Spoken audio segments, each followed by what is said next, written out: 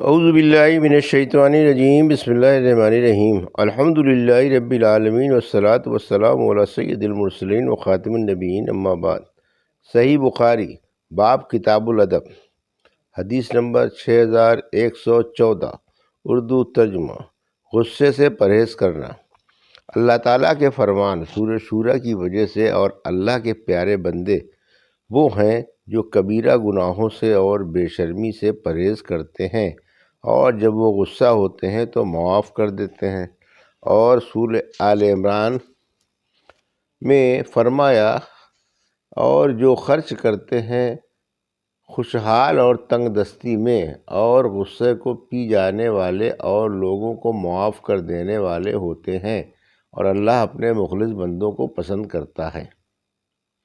ہم سے عبداللہ بن یوسف نے بیان کیا، انہوں نے کہا ہم کو امام مالک نے خبر دی، انہیں ابن شہاب نے، انہیں سعید بن مسیب نے، اور انہیں حضرت ابو ہریرہ رضی اللہ عنہ نے کہ رسول کریم صلی اللہ علیہ وسلم نے فرمایا، پہلوان وہ نہیں ہے جو کشتی لڑنے میں غالب ہو جائے گا، بلکہ اصلی پہلوان تو وہ ہے جو غصے کی حالت میں اپنے آپ پر قابو پائے، بے قابو نہ ہو جائے۔ حدیث نمبر 6115، اردو ترجمہ۔ ہم سے عثمان بن ابی شیبہ نے بیان کیا، کہا ہم سے جریر نے بیان کیا، ان سے اعمش نے، ان سے عدی بن ثابت نے، ان سے سلیمان بن سرد رضی اللہ عنہ نے بیان کیا کہ دو آدمیوں نے نبی کریم صلی اللہ علیہ وسلم کی موجودگی میں جھگڑا کیا۔ ہم بھی آن صلی اللہ علیہ وسلم کی خدمت میں بیٹھے ہوئے تھے۔ ایک شخص دوسرے کو غصے کی حالت میں گالی دے رہا تھا اور اس کا چہرہ سرخ تھا۔ آن صلی اللہ علیہ وسلم نے فرمایا کہ میں ایک ایسا کلمہ جانتا ہوں کہ اگر یہ شخص اسے کہہ لے تو اس کا غصہ دور ہو جائے۔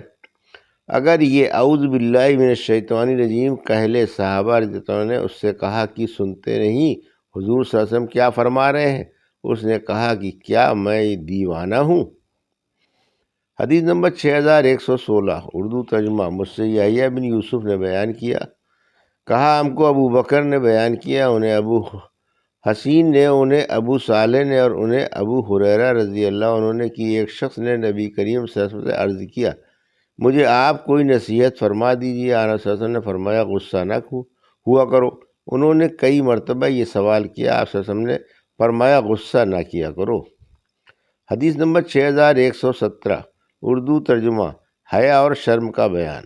ہم سے آدم بن ابی ایاس نے بیان کیا، کہا ہم سے شعبہ نے بیان کیا، ان سے قتادہ نے، ان سے ابو السوار ادوی نے بیان کیا، کہا کہ میں نے عمران بن حسین سے سنا، انہوں نے بیان کیا کہ نبی کریم صلی اللہ علیہ وسلم نے فرمایا، حیا سے ہمیشہ بھلائی پیدا ہوتی ہے۔ اس پر بشیر بن کعب نے کہا کہ حکمت کی کتابوں میں لکھا ہے کہ حیا سے وقار حاصل ہوتا ہے، حیا سے سکینت حاصل ہوتی ہے۔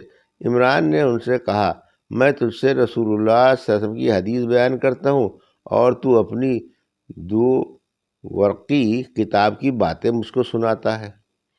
حدیث نمبر 6118، اردو ترجمہ۔ ہم سے احمد بن یونس نے بیان کیا، انہوں نے کہا ہم سے عبدالعزیز بن ابو سلمہ نے بیان کیا، ان سے ابن شہاب نے بیان کیا، ان سے سالم نے، اور ان سے حضرت عبداللہ بن عمر رضی اللہ عنہ نے بیان کیا کہ نبی کریم صلی اللہ علیہ وسلم کا گزر ایک شخص پر سے ہوا جو اپنے بھائی پر حیا کی وجہ سے ناراض ہو رہا تھا اور کہہ رہا تھا کہ تم بہت شرماتے ہو، گویا وہ کہہ رہا تھا کہ تم اس کی وجہ سے اپنا نقصان کر لیتے ہو۔ آن صلی اللہ علیہ وسلم نے ان سے فرمایا کہ اسے چھوڑ دو کہ حیا ایمان میں سے ہے۔ حدیث نمبر 6119، اردو ترجمہ۔ ہم سے علی بن الجعد نے بیان کیا، ہم کو شعبہ نے خبر دی، انہیں قتادہ نے، انہیں انس رضی اللہ عنہ کے غلام قتادہ نے، ابو عبداللہ حضرت امام بخاری رحمۃ اللہ علیہ نے کہا کہ ان کا نام عبداللہ بن ابی عتبہ ہے، میں نے ابو سعید سے سنا، انہوں نے بیان کیا کہ نبی کریم صلی اللہ علیہ وسلم پردے میں رہنے والی کنواری لڑکی سے بھی زیادہ حیا والے تھے۔ حدیث نمبر 6120، اردو ترجمہ۔ جب حیا نہ ہو تو جو چاہو کرو۔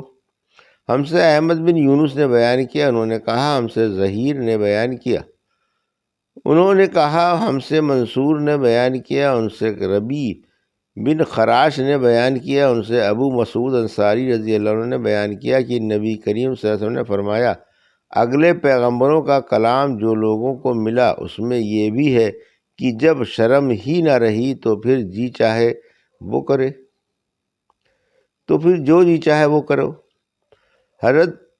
حدیث نمبر 6121، شریعت کی باتیں پوچھنے میں شرم نہ کرنی چاہیے۔ ہم سے اسماعیل بن ابی اویس نے بیان کیا، کہا مجھ سے امام مالک نے بیان کیا، ان سے حشام بن عروہ نے، ان سے ان کے والد نے، ان سے زینب بنت ابی سلمہ رضی اللہ عنہ نے، اور ان سے ام سلمہ رضی اللہ عنہ نے بیان کیا کہ ام سلیم رضی اللہ عنہ رسول اللہ صلی اللہ علیہ وسلم کی خدمت میں حاضر ہوئیں اور عرض کیا، یا رسول اللہ، اللہ حق بات سے حیا نہیں کرتا، کہ عورت کو جب احتلام ہو تو اس پر غسل واجب ہے؟ آپ صلی اللہ علیہ وسلم نے فرمایا کہ ہاں، اگر عورت منی کی تری دیکھے تو اس پر بھی غسل واجب ہے۔ حدیث نمبر 6122، اردو ترجمہ۔ ہم سے آدم بن ابی ایاس نے بیان کیا، کہا ہم سے شعبہ نے بیان کیا، کہا ہم سے محارب بن وسار نے کہا کہ میں نے حضرت ابن عمر رضی اللہ عنہ سے سنا، انہوں نے بیان کیا کہ نبی کریم صلی اللہ علیہ وسلم نے فرمایا، مومن کی مثال اس سرسبز درخت کی سی ہے جس کے پتے نہیں جھڑتے۔ صحابہ کرام نے کہا کہ یہ فلاں درخت ہے، یہ فلاں درخت ہے۔ میرے دل میں آیا کہ کہوں کہ یہ کھجور کا درخت ہے، لیکن چونکہ میں نوجوان تھا اس لیے مجھ کو بولتے ہوئے حیا آئی۔ پھر آنس صلی اللہ علیہ وسلم نے فرمایا کہ وہ کھجور کا درخت ہے، اور اسی سند سے شعبہ سے روایت ہے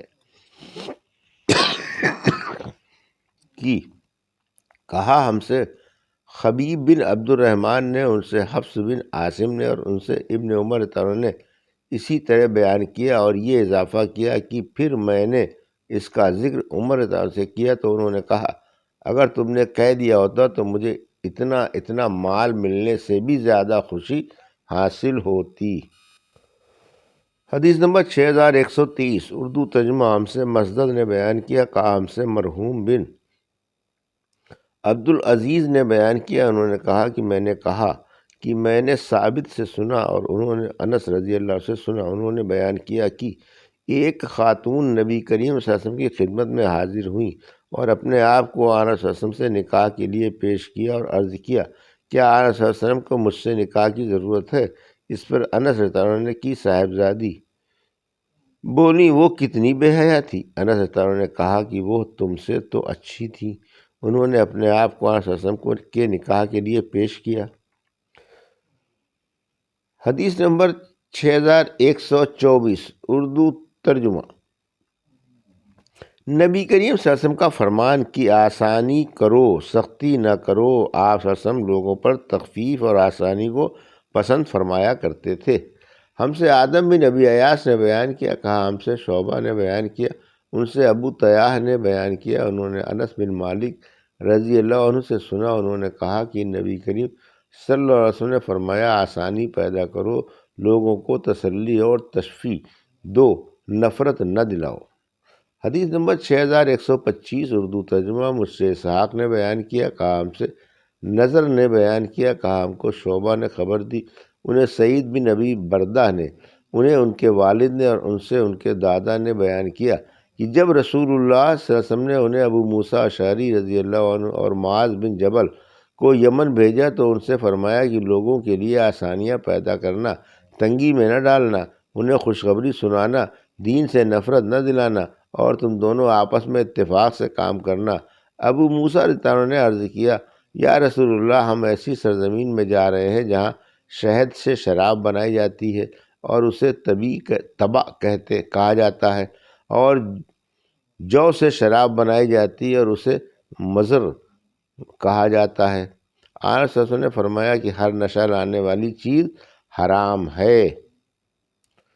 حدیث نمبر 6126، اردو ترجمہ۔ ہم سے عبداللہ بن مسلمہ نے بیان کیا، ان سے مالک نے، ان سے ابن شہاب نے، ان سے عروہ نے، اور ان سے حضرت عائشہ رضی اللہ عنہا نے بیان کیا کہ جب بھی رسول اللہ صلی اللہ علیہ وسلم کو دو چیزوں میں سے ایک کو اختیار کرنے کا اختیار دیا گیا تو آپ نے ہمیشہ ان میں آسان چیزوں کو اختیار کیا، بشرط یہ کہ ان میں گناہ کا کوئی پہلو نہ ہوتا۔ اگر اس میں گناہ کا کوئی پہلو ہوتا تو آن صلی اللہ علیہ وسلم اس سے سب سے زیادہ دور رہتے، اور حضور اکرم صلی اللہ علیہ وسلم نے اپنی ذات کے لیے کسی سے بدلہ نہیں لیا۔ البتہ اگر کوئی شخص اللہ کی حرمت و حد کو توڑتا تو آن صلی اللہ علیہ وسلم ان سے تو محض اللہ کی رضامندی کے لیے بدلہ لیتے۔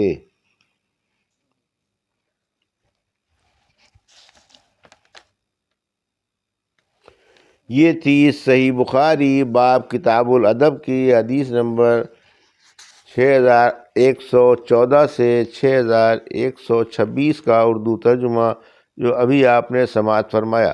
اللہ سے دعا ہے کہ اللہ میرے حدیثوں کی صحیح سمجھ عطا فرما اور ان پر عمل کرنے کی توفیق عطا فرما، آمین یا رب العالمین۔